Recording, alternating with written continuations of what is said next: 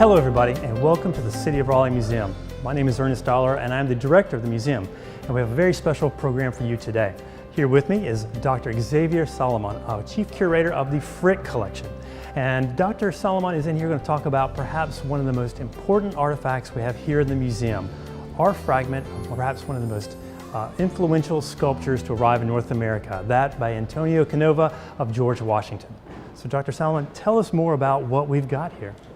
This is an extraordinary fragment, and it's part of an incredible story, really. In 1815, 1816, the state of North Carolina decides to commission a great sculpture of Washington. And of course, the president had died only a few years earlier in 1799, and they ask around about who should carve this great sculpture for the new state house they were building, and that had been finished quite recently.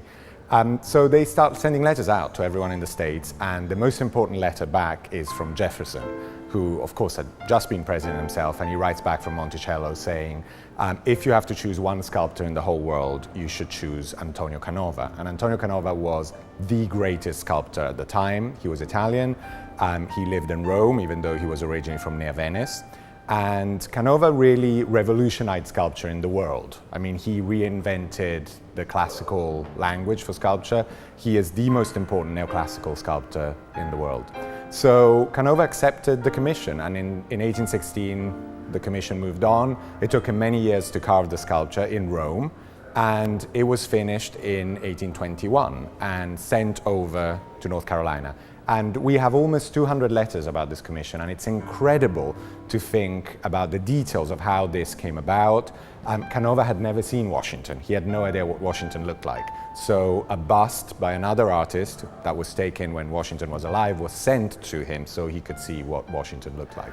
He carved Washington as a great ancient Roman figure. So he's dressed in ancient Roman outfit, and he is a new Cincinnatus. Cincinnatus was the great Roman Republican hero who had fought for Rome and eventually gave it all up to retire to the countryside and become a farmer. And of course, this is the great idea about Washington. After creating the States and after being president for 2 terms, he retires to Mount Vernon and lives the life of a private man. And this for Europeans at the time in the 18th century was unthinkable. You have to think, France, Italy, England had absolute monarchies where people were kings and queens and popes for life. And the idea that someone would give it all up to move to their house, to their farm, was incredible.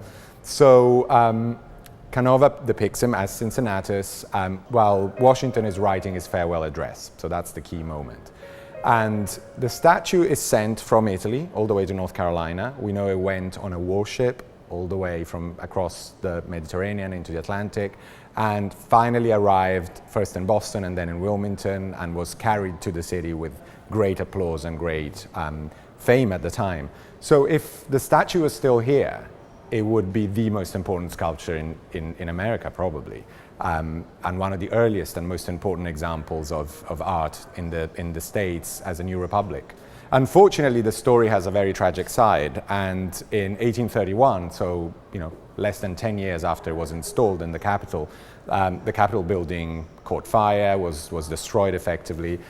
The dome of the Capitol collapsed over the sculpture, so the marble was burned and broken into many fragments.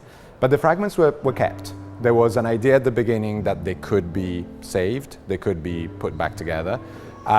It didn't happen at the time, but they were kept in different locations at different points. And it's amazing that many of them still survive.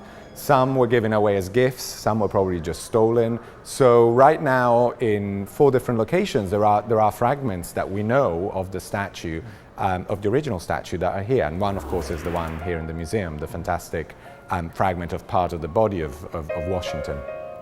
And then later on, in the 19th and 20th century, copies were commissioned. So right now there is a marble copy from the original, which was carved in the 1960s, 1970s, that's in the current Capitol.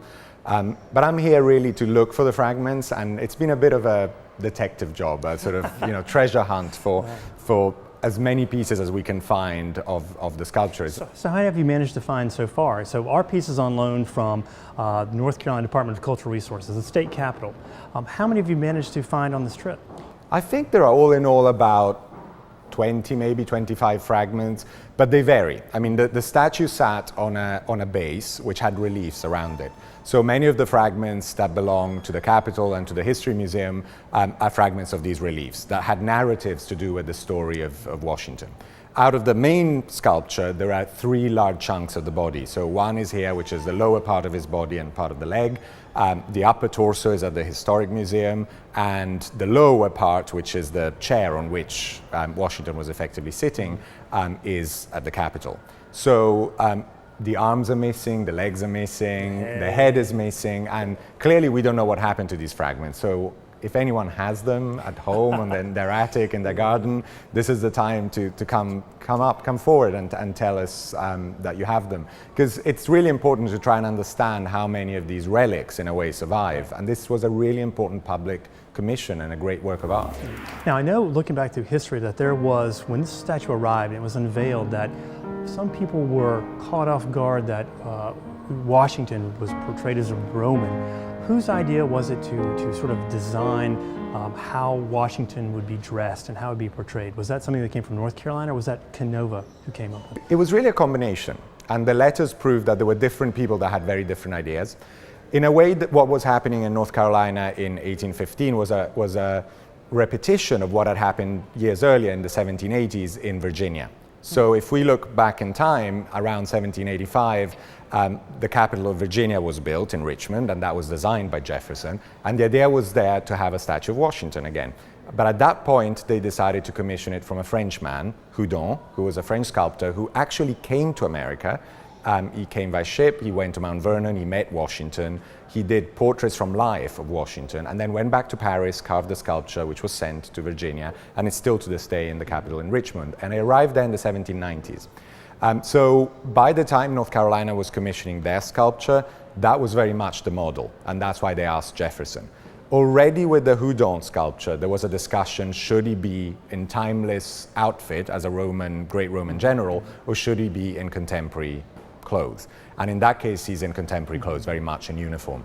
But at this point, between Canova, the people who were commissioning the statue in North Carolina, and the various agents in Italy, the decision was that the Roman outfit would be the most appropriate.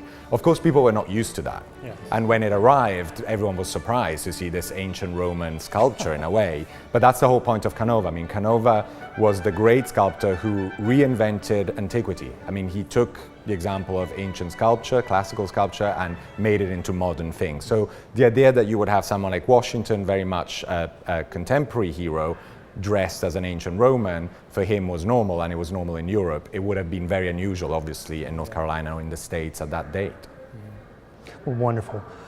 Thank you so much for explaining the statue for us, and good luck on your quest. It sounds like a huge puzzle piece, a puzzle to put together. So again, anybody in Raleigh would like to come down and to see our portion of the Canova statue, please come down and visit the replica that is not only at the North Carolina State Museum of History, but also in the state capitol. And they've got the reproductions that were they cast off the...